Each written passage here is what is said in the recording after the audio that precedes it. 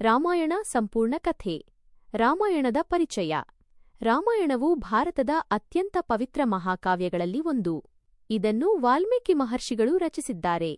ಈ ಕಥೆಯಲ್ಲಿ ಧರ್ಮ, ನಿಷ್ಠೆ, ಕುಟುಂಬ ಮೌಲ್ಯಗಳು ಮತ್ತು ಸತ್ಯದ ಮಹತ್ವವನ್ನು ವಿವರಿಸಲಾಗಿದೆ. ಇದು ಅಯೋಧ್ಯೆಯ ರಾಜಕುಮಾರನಾದ ಶ್ರೀರಾಮ ಅವರ ಜೀವನವನ್ನು ಆಧರಿಸಿದೆ. ದಶರಥನ ಪುತ್ರರು. ಅಯೋಧ್ಯೆಯ ರಾಜನು ದಶರಥ. ಅವನಿಗೆ 3 ರಾಣಿಯರು. 1 ಕೌಸಲ್ಯ, 2 ಕೈಕೇಯಿ, 3 ಸುಮಿತ್ರ. ಅವರಿಗೆ 4 ಪುತ್ರರು: ಶ್ರೀರಾಮ, ಭರತ, ಲಕ್ಷ್ಮಣ, ಶತ್ರುಘ್ನ. ರಾಮನು ಧರ್ಮನಿಷ್ಠ, ಶಾಂತ ಮತ್ತು ಆದರ್ಶ ವ್ಯಕ್ತಿಯಾಗಿದ್ದ. ವಿಶ್ವಾಮಿತ್ರನ ಯಜ್ಞ.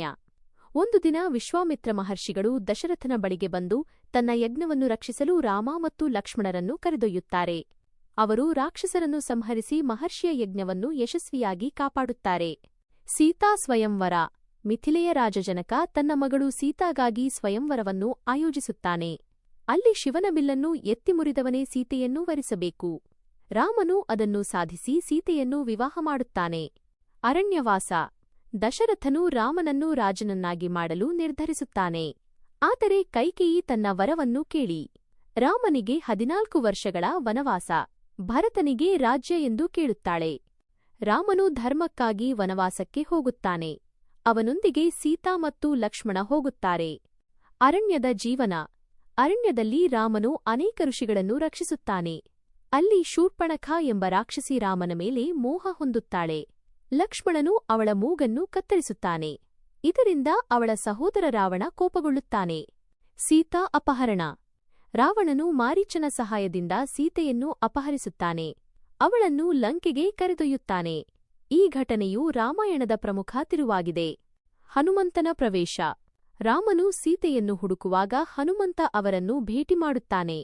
ಹನುಮಂತನು ರಾಮನ ಭಕ್ತನಾಗಿ ಸೇವೆ ಮಾಡುತ್ತಾನೆ. ಅವನು ಸಮುದ್ರವನ್ನು ದಾಟಿ ಲಂಕೆಗೆ ಹೋಗಿ ಸೀತೆಯನ್ನು ಕಂಡುಹಿಡಿಯುತ್ತಾನೆ. ಲಂಕಾದಹನ. ಹನುಮಂತನು ಲಂಕೆಯಲ್ಲಿ ರಾವಣನ ಸೇನೆಯನ್ನು ಎದುರಿಸಿ ತನ್ನ ಬೆಂಕಿ ಹಿಡಿದ ಬಾಲದಿಂದ ಲಂಕೆಯನ್ನು ಸುಡುತ್ತಾನೆ. ಇದು ರಾಮನಿಗೆ ಯುದ್ಧದ ಮಾಹಿತಿ ನೀಡುತ್ತದೆ. ಸೇತುವೆ ನಿರ್ಮಾಣ. ರಾಮನು ವಾನರ ಸೇನೆಯ ಸಹಾಯದಿಂದ ಸಮುದ್ರದ ಮೇಲೆ ಸೇತುವೆ ನಿರ್ಮಿಸುತ್ತಾನೆ. ಈ ಸೇತುವೆಯನ್ನು ರಾಮಸೇತು ಎಂದು ಕರೆಯುತ್ತಾರೆ. ಲಂಕಾಯುದ್ಧ. ರಾಮ ಮತ್ತು ರಾವಣ ನಡುವೆ ಭೀಕರ ಯುದ್ಧ ನಡೆಯುತ್ತದೆ. ಯುದ್ಧದಲ್ಲಿ ಇಂದ್ರಜಿತ್, ಕುಂಭಕರ್ಣ ಹೀಗೆ ಅನೇಕ ರಾಕ್ಷಸರು ಹತನಾಗುತ್ತಾರೆ. ಕೊನೆಯಲ್ಲಿ ರಾಮನು ರಾವಣನನ್ನು ಸಂಹರಿಸುತ್ತಾನೆ. ಸೀತೆಯ ಅಗ್ನಿಪರೀಕ್ಷೆ. ಸೀತೆಯ ಪಾವಿತ್ರ್ಯವನ್ನು ಸಾಬೀತುಪಡಿಸಲು ಅಗ್ನಿಪರೀಕ್ಷೆ ನಡೆಯುತ್ತದೆ. ಅವಳು ಶುದ್ಧಳಾಗಿರುವುದು ಸಾಬೀತಾಗುತ್ತದೆ. ಅಯೋಧ್ಯೆಗೆ ವಾಪಸ್ಸು. ವರ್ಷಗಳ ನಂತರ ರಾಮನು ಅಯೋಧ್ಯೆಗೆ ಮರಳುತ್ತಾನೆ. ಅವನನ್ನು ರಾಜನಾಗಿ ಸ್ವಾಗತ ಮಾಡುತ್ತಾರೆ. ಈ ದಿನವನ್ನು ನಾವು ದೀಪಾವಳಿ ಎಂದು ಆಚರಿಸುತ್ತೇವೆ. ರಾಮರಾಜ್ಯ. ರಾಮನು ನ್ಯಾಯ ಮತ್ತು ಧರ್ಮದಿಂದ ಆಡಳಿತ ನಡೆಸುತ್ತಾನೆ. ರಾಮರಾಜ್ಯವು ಆದರ್ಶ ಆಡಳಿತದ ಸಂಕೇತವಾಗಿದೆ. ಅಂತಿಮ ಅಧ್ಯಾಯ. ಕೆಲವು ಘಟನೆಗಳ ನಂತರ ಸೀತಾ ಅರಣ್ಯಕ್ಕೆ ಹೋಗುತ್ತಾಳೆ. ಅಲ್ಲಿ ಲವ ಮತ್ತು ಕುಶ ಜನಿಸುತ್ತಾರೆ. ಕೊನೆಯಲ್ಲಿ ರಾಮನು ತನ್ನ ಜೀವನವನ್ನು ಪೂರ್ಣಗೊಳಿಸಿ ದೈವಿಕ ಲೋಕಕ್ಕೆ ಸೇರುತ್ತಾನೆ. ರಾಮಾಯಣದ ಪಾಠಗಳು. ಲವ ಮತ್ತು ಕುಶರ ಕಥೆ. ಸೀತಾ ಅರಣ್ಯದಲ್ಲಿ ಮಹರ್ಷಿ ವಾಲ್ಮೀಕಿಯ ಆಶ್ರಮದಲ್ಲಿ ವಾಸಿಸುತ್ತಾಳೆ. ಅಲ್ಲಿ ಅವಳಿಗೆ 2 ಮಕ್ಕಳಾಗುತ್ತಾರೆ, ಲವ ಮತ್ತು ಕುಶ. ಈ ಇಬ್ಬರೂ ಧೈರ್ಯಶಾಲಿ, ವಿದ್ಯಾವಂತರಾಗಿದ್ದು ಧರ್ಮವನ್ನು ಪಾಲಿಸುವ ಮಕ್ಕಳಾಗಿದ್ದರು. ಮಹರ್ಷಿ ವಾಲ್ಮೀಕಿ ಅವರಿಗೆ ರಾಮಾಯಣದ ಕಥೆಯನ್ನು ಕಲಿಸುತ್ತಾನೆ. ರಾಮನ ಅಶ್ವಮೇಧ ಯಜ್ಞ. ಅಯೋಧ್ಯೆಯಲ್ಲಿ ಶ್ರೀರಾಮ ತನ್ನ ರಾಜ್ಯವನ್ನು ಇನ್ನಷ್ಟು ಬಲಪಡಿಸಲು ಅಶ್ವಮೇಧ ಯಜ್ಞವನ್ನು ಮಾಡುತ್ತಾನೆ. ಈ ಯಜ್ಞದಲ್ಲಿ ಒಂದು ಕುದುರೆಯನ್ನು ಬಿಡಲಾಗುತ್ತದೆ. ಯಾರು ಆ ಕುದುರೆಯನ್ನು ತಡೆಯುತ್ತಾರೆ ಎಂದರೆ ಅವರೊಂದಿಗೆ ಯುದ್ಧ ಮಾಡಬೇಕು. ಲವಕುಶರ ಶೌರ್ಯ. ಅಶ್ವಮೇಧದ ಕುದುರೆ ಅರಣ್ಯಕ್ಕೆ ಬರುತ್ತದೆ. ಲವ ಮತ್ತು ಕುಶ ಅದನ್ನು ತಡೆಯುತ್ತಾರೆ. ರಾಮನ ಸೇನೆಯವರು ಬಂದು ಯುದ್ಧ ಮಾಡುತ್ತಾರೆ. ಆಶ್ಚರ್ಯಕರವಾಗಿ ಲವ ಮತ್ತು ಕುಶ ಸೇನೆಯನ್ನು ಸೋಲಿಸುತ್ತಾರೆ ಹಾಗೂ ಲಕ್ಷ್ಮಣನಿಗೂ ಎದುರಿಸುತ್ತಾರೆ. ಈ ದೃಶ್ಯವು ಅವರ ಶೌರ್ಯವನ್ನು ತೋರಿಸುತ್ತದೆ. ತಂದೆ ಮಕ್ಕಳ ಭೇಟಿಯ ಕ್ಷಣ. ಕೊನೆಗೆ ರಾಮನು ಸ್ವತಃ ಬರುತ್ತಾನೆ. ಲವಕುಶ ರಾಮಾಯಣವನ್ನು ಹಾಡುತ್ತಾರೆ. ಅದನ್ನು ಕೇಳಿ ರಾಮನು ಆಶ್ಚರ್ಯಪಟ್ಟು ಇವರು ತನ್ನ ಮಕ್ಕಳು ಎಂದು ತಿಳಿದುಕೊಳ್ಳುತ್ತಾನೆ. ಈ ಕ್ಷಣ ತುಂಬಾ ಭಾವುಕವಾಗಿದೆ. ಸೀತೆಯ ಅಂತಿಮ ನಿರ್ಧಾರ. ಸೀತೆಯನ್ನು ಮತ್ತೆ ಅರಮನೆಗೆ ಕರೆತರಲು ಯತ್ನಿಸುತ್ತಾರೆ. ಆದರೆ ಸೀತಾ ತನ್ನ ಗೌರವವನ್ನು ಕಾಪಾಡಲು ಭೂಮಾತೆಯನ್ನು ಪ್ರಾರ್ಥಿಸುತ್ತಾಳೆ. ಭೂಮಿ ಬಿಚ್ಚಿ ಸೀತೆಯನ್ನು ಒಳಗೆ ತೆಗೆದುಕೊಳ್ಳುತ್ತದೆ. ಇದು ರಾಮಾಯಣದ ಅತ್ಯಂತ ದುಃಖದ ಕ್ಷಣ. ರಾಮನ ದುಃಖ.